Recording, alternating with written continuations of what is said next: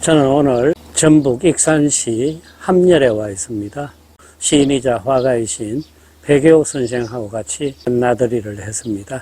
여기 익산에 와 있는데요. 여기가 허균의 유배지라고 하셨나요? 예, 허균 다 잘 아시죠? 홍길동전의 저자. 그 허균이가 43살 때 1년간 귀양살이를 한 적이 있는데 그때 그가 귀양 살던 곳이 이곳입니다. 요 바로 건너편에 관아가 있었고 관아 뒤에 객사가 있었습니다. 그 객사에서 귀양살이를 했다고 알려지고 있습니다. 허균이 왜 그때 귀양을 왔습니까? 나주목사 그거 지내다가 서울에 갑자기 과거시험이 열리는데 거기에 감독관이 됐어요. 그런데 허균이가 감독관이 됐던 그 고시장에서 허균의 조카, 허균 형의 사위 둘이가 다 과거에 패스를 해버려요. 그래서 반대파들이 이거 뭐가 있다. 컨닝했다고. 컨닝이기보다 감독관이 점수를 막 올려버리면 돼요. 계속 탄핵을 해요. 결국 파직당하고 일로 귀양을 옵니다. 어떻게 여기 이렇게 좋은 곳으로 귀양을 왔을까요? 조선시대의 제도를 보면은 귀양살이에도 1급지, 2급지, 3급지하고 등수로 나뉘어져요. 그 당시에 허균의 이복 형님이 허성, 유명한 분이죠. 그가 현직 장관이었습니다. 그리고 허균은 다 알다시피 허엽의 아들이에요. 허균도 높은 벼슬 자리를 했기 때문에 여기 귀양을 와도 우리가 흔히 말하는 그런 귀양살이는 아니다. 여기 아마 함열 현감이 매일매일 가서 문안 인사드리고 모셨을 거예요. 교수님 오늘 여기를 왜 무슨 일로 택하셨나요? 제가 빼갈 이야기 하는데 갑자기 허균이 귀양지는 왜 왔겠어요, 그죠? 허균이가 이 귀양살이 할 적에 그의 아주 절친 화가 이정이라고 있었어요. 그 친구가 귀양살이 적적할 테니까 이 사람들 얼굴이나 쳐다보라고 세 사람의 초상화를 그려가지고 선물로 줬어요. 그 세 사람이 누구냐 하면은 도연명이요, 이백이요, 소동파입니다. 이 세 사람 다 빼갈 이름이죠, 그죠? 그래서 여기 왔습니다. 그리고 귀양 시절에 썼던 기록을 읽어보면은 허균이 자기는 거의 날마다 여기서 도령주를 마셨다라고 되어 있어요. 도령주. 도는 도연명입니다. 명은 사또죠. 도사또님이 마시던 술을 나도 흉내내서 마시고 있다. 그 도령주를 마신 자리에 와서 중국 술 이야기 좀 해보려고 합니다. 오늘 소개할 술은 무슨 술인가요? 소청백이라는 겁니다. 245ml짜리입니다. 그래서 작은 병이기 때문에 소자가 붙었고요. 청백은 칭따오의 낭야대 술회사의 브랜드 중에 하나입니다. 자, 오늘은 여기서 우리 한국인들도 아주 많이 자주 찾아가는 칭따오. 거기에 대표 빼갈 낭야대 술 순서입니다. 우리 백 선생 칭따오 가봤어요? 네, 못 가봤어. 자, 칭따오 맥주는 마셔봤죠? 네. 우리나라 사람들이 칭따오라 그러면은 맥주부터 떠올리는데 아니에요. 칭따오 사람들이 빼갈 많이 마셔요. 그 중에 가장 많이 마시는 것이 낭야대 빼갈입니다. 칭따오의 자존심이 낭야대다. 한 잔 마셔봅시다.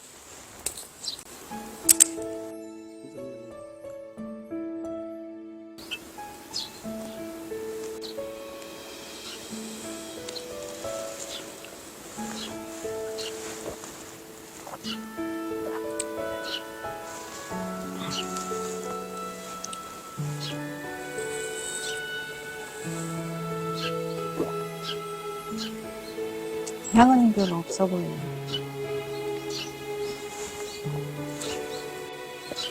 맑고 청량하기는 한데 향은 없는 것 같습니다. 깔끔하네요.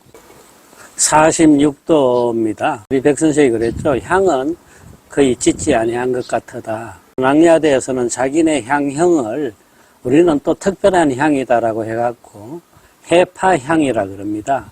바다해의 물결파, 바다의 물결 같은 뭐 그런 자기네의 독자적인 향형이다라고 하는데 일리가 있는 것 같으네요.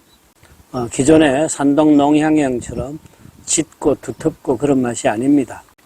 가볍네요. 파도가 밀려왔다 밀려간 느낌입니다. 아, 해파. 네. 바닷물에 한번 싹 들어왔다가 샥 빠져나간 그럴싸합니다. 낭야대 치명입니다. 칭다오에서 남쪽으로 이렇게 내려가면은 거대한 만 하나가 나옵니다. 바닷물이 내륙 깊숙이 들어온 그게 만이죠. 그 만을 가로지르는 거대한 다리가 있습니다. 교주대교라고 하는 그 다리를 넘어가야 남쪽 지역으로 가는데 황도 지역이라 그럽니다. 그 남쪽 지역을 그 황도 지역의 해안에 있는 야산 그 높은 데가 바로 낭야대입니다. 칭다오 도심에서 꽤 먼 거리입니다. 여기에 또 술회사 낭야대 주업이 있습니다. 이 낭야 지역 아주 유수 깊은 곳인데 우리가 자주 쓰는 말 화신상담 5월 동주할 때 거기 나오는 월왕 구천이죠. 그 월왕이 화신상담 끝에 오나라를 멸망시키고 새로 수도를 차린 곳이 바로 이 낭야 지역이었습니다. 월나라 이야기도 다 기원전 시대 이야기죠. 그때도 여기에는 소문난 술이 있었다 그래요. 그걸 낭야홍이라고 했습니다. 그 술 이름을. 월나라 임금이 나라에 경사가 있어서 신하들과 잔치를 벌일 적에 꼭 마셨던 술이 바로 이 낭야홍이라는 술이었습니다. 지금 이 낭야대 술회사에서는 자기네 술의 역사가 그 월나라 임금의 어주에서부터 지금까지 이어져 오고 있다. 이렇게 말하고 있습니다.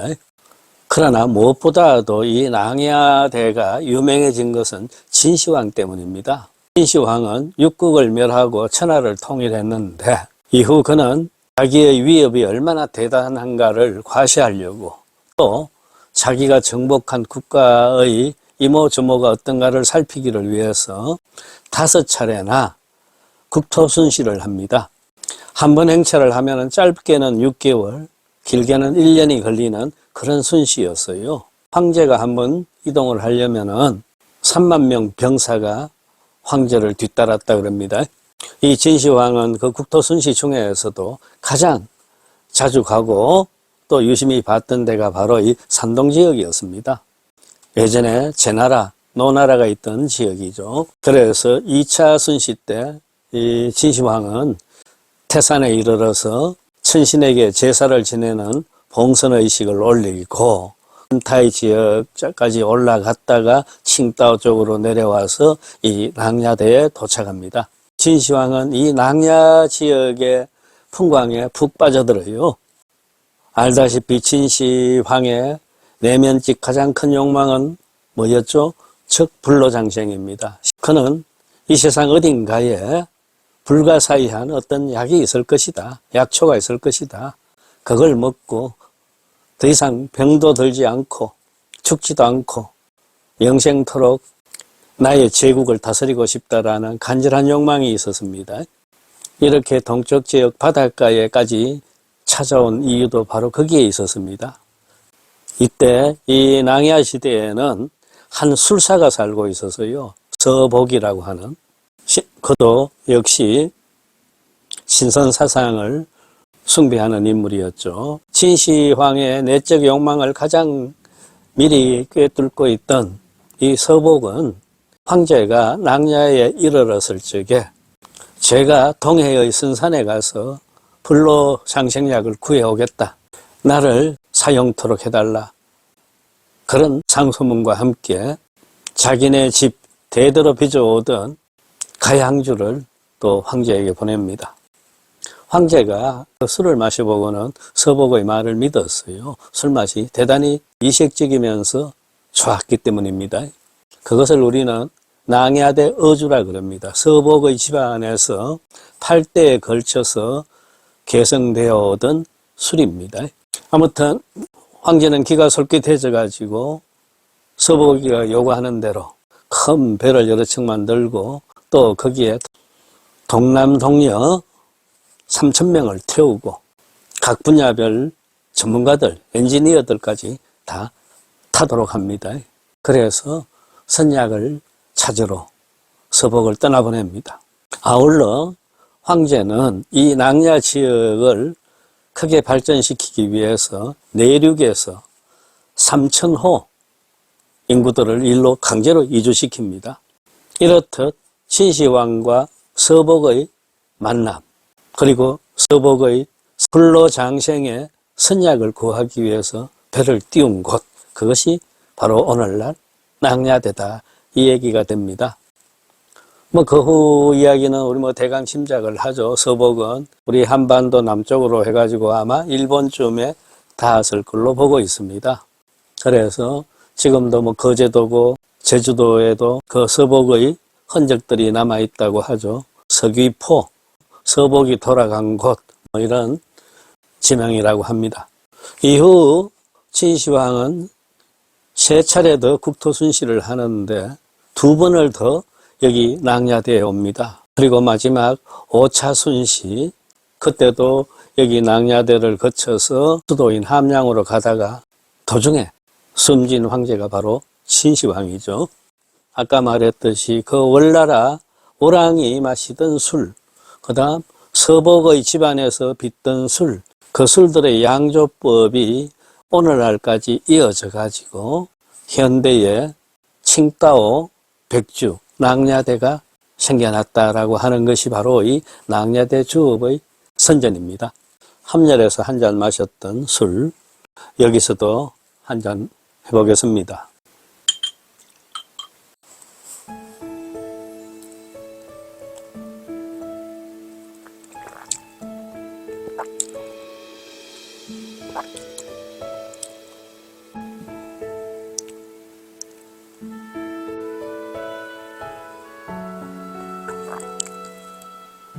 예, 술이 가볍다 그랬죠. 산뜻한데. 그리고 뒤늦게 아주 미세하게 떫은 맛이 혀에 깔려줍니다. 거친 맛, 독한 맛, 예리한 맛, 이런 것은 느껴지지 않습니다. 누구든 쉽게 가볍게 마실 수 있는 술로 여겨집니다.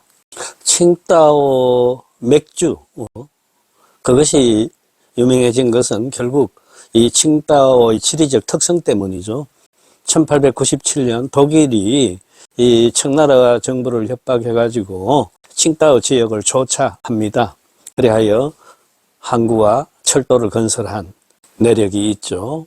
그리고는 1914년에 일본으로 양도하는데 독일이 이 칭따오 지역을 조차했을 적에 발전시킨 그 술산업, 그것이 바로 맥주산업이었다. 그것이 오늘날 칭따오 맥주의 시작이 된다. 이렇게들 알고 있습니다. 지금도 그래서 우리나라 관광객들이 칭따오를 찾아가면 꼭 둘러보는 것 중 하나가 바로 칭따오 맥주 공장입니다. 그 공장을 밖으로 나오면은 길거리에 노점 술집들이 쫙 줄을 이어서 있죠.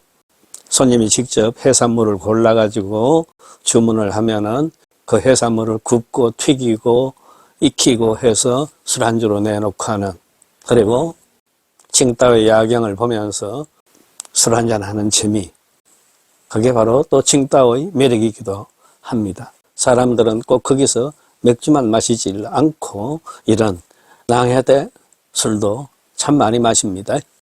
흔히들 칭따오 사람들은 2가지 면이 있다 그래요. 첫째 하나가 온화하고 친절하다. 아주 개방적이에요. 바깥의 문물들을 거부감 없이 받아들이는 것이 바로 칭따오다. 때문에 유행에도 아주 민감한 그런 칭따오 시민들입니다. 또 다른 한편으로는 우리는 중국의 다른 도시와 다른 특별한 도시 칭따오 시민이다라는 자긍심이 대단히 높습니다. 우리 도시는 가장 발달되었고 깨끗하고 선진적이고 위생적이다. 그런 도시의 시민이다라고 하는 그런 자부심이 대단히 크다 이겁니다. 사실 칭다오 여기저기를 둘러보면은 마치 어떤 때는 유럽에 온 것 같은 그런 느낌을 주는 풍광이기도 합니다. 낭야대 술회사에서는 이러한 칭다오 시민들의 특성, 취향에 맞게끔 술을 생산하고 있다. 이렇게 봐도 과언은 아닙니다. 이 낭야대 술회사에서 중국에서 최초로 30도 빼가를 만들어 판매를 했습니다. 그 당시만 하더라도 사람들은 40도 이하는 백주가 아니다, 빼갈이 아니다 이렇게 여겼는데 이 낭야대 술회사에서 30도짜리를 만들어서 크게 히트시킵니다. 백주라고 해서 꼭 도수가 높아야 되느냐? 칭다오 시민들이 열광적으로 그 30도 술을 마셨다 이겁니다. 그런가 하면은 이 낭야대 술회사에서는 70도, 71도 낭야대 술을 또 만들어 판매합니다. 70도 낭야대 원주라는 술, 그 다음에 71도 소랑고 이런 술들입니다. 70도짜리 술이 또 팔릴 수 있을까 사람들이 우려했는데 칭다오 시민들은 그것 또한 좋다 하고 마셔댔다 이겁니다. 이 도수 높은 술들은 우리 칭다오 시민들만이 마실 수 있다 하는 그런 엉뚱한 자랑까지 하면서 마셨다고 합니다. 지금도 잘 팔리고 있어요. 지금 이 낭야대 술 회사에서는 여러 가지 계열이 있는데 이 술과 같은 청백 계열, 해파 계열, 소랑고 계열, 원주 계열, 중화 계열 이런 것들이 있습니다. 이 중에서 제일 비싼 술은 중화, 아에 중화 뭐 이런 술이 796위안 정도니까 800 잡으면 우리 돈 16만 원짜리가 됩니다. 그리고 지금 제가 마시고 있는 이 소청백 같은 경우 30위안이 조금 넘습니다. 6천 원 정도. 70도 낭야대 원주 같은 경우 110ml짜리인데 우리 돈 4만 원 정도 이렇게 됩니다. 이 낭야대라는 상표를 붙여서 시중에 처음 나온 것은 1985년도부터입니다. 산동 지역, 특히 우리나라랑 가깝죠. 거리만 가까운 게 아니죠. 인류학자들의 주장에 의해서도 이 산동 지역의 원주민들은 우리와 같은 동이족 계열이다. 또 나아가서 그 산동 지역의 원래의 주민들은 우리 고조선의 유민들이다. 이렇게까지 얘기들 하고 있습니다. 산동 지역에서 당군 신화와 관련된 그런 유물도 나오고 합니다. 특히 주민들의 체형부터 우리와 가깝고 그들의 습속 또한 우리와 크게 다르지 않다라는 그런 친근감을 줍니다. 산동에 좋은 빼갈들이 여럿 나오고 있는데 흔히 산동 10대 명주 그러면 그 중에 하나가 바로 이 낭야대 술입니다. 거기다가 월나라 임금 진시황의 이야기들까지 보태지면서 낭야대 술 이야기가 훨씬 풍성하게 됐던 것입니다.